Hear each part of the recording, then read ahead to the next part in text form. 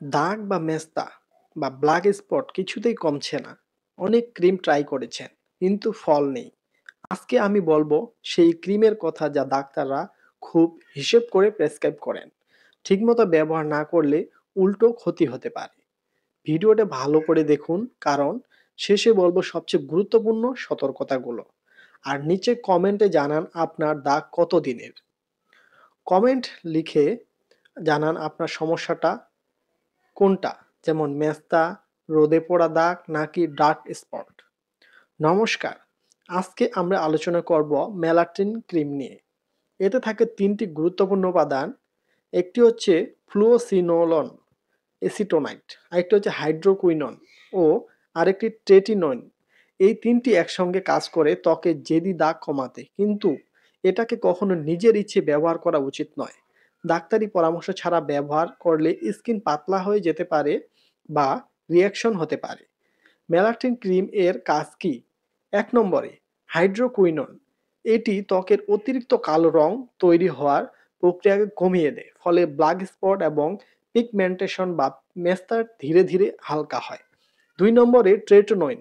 এটি ত্বকের উপরিভাগের পুরো মৃত কোষ তুলে ফেলে নতুন স্কিন তৈরি হতে সাহায্য করে।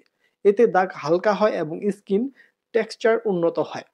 ৩ নম্বরে ফ্লুওসিনোলন এসিটোনাইট।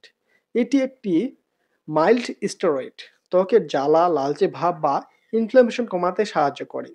অন্য দুই উপাদানের রিঅ্যাকশন কমাতে এটা দেওয়া হয়। কেন চিকিৎসকেরা এটি লিখে থাকেন?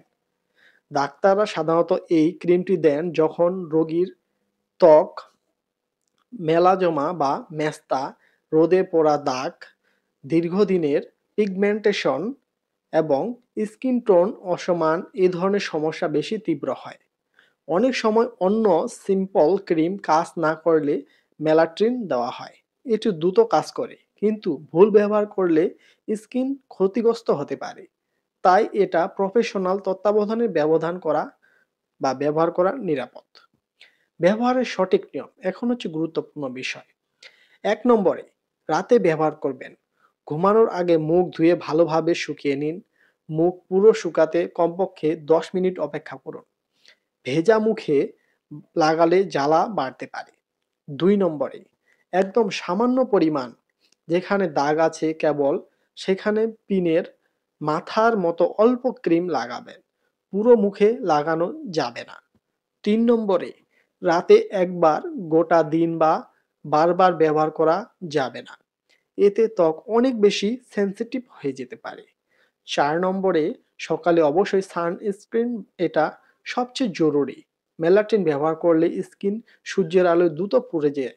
তাই বাইরে যাওয়ার আগে SPF 30 এবং 15 সানস্ক্রিন ব্যবহার করবেন।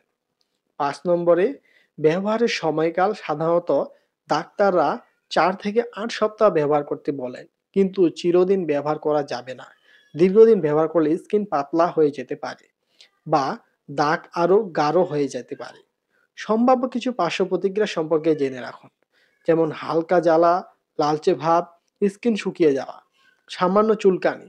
এসব হলে ভয় পাবেন না, কিন্তু রিঅ্যাকশন বেশি মনে হলে ব্যবহার বন্ধ করে ডাক্তারকে দেখাতে হবে। এই ক্রিমটা শক্তিশালী, তাই নিজের ইচ্ছেই স্কিন ফেয়ার করার জন্য ব্যবহার করবেন না। শুধু দাগের চিকিৎসার জন্য, এবং ডাক্তার যে সময় বলেন সেই সময় অনুযায়ী ব্যবহার করতে হবে। কারণ এটি একটি মেডিকেল ক্রিম, এটি অন্য কোনো ক্রিমের মতো নয়। এর একটু ভুল ব্যবহারে ত্বক অনেকটা সমস্যা বা ক্ষতিগ্রস্ত হতে পারে। আজকের ভিডিওটি এ পর্যন্ত। যদি ভিডিওটি ভালো লাগে তাহলে একটি লাইক দিয়ে অন্যকে শেয়ার করে দেখার সুযোগ করে দিন। ধন্যবাদ। দেখা হবে আবার নতুন কোনো ভিডিও।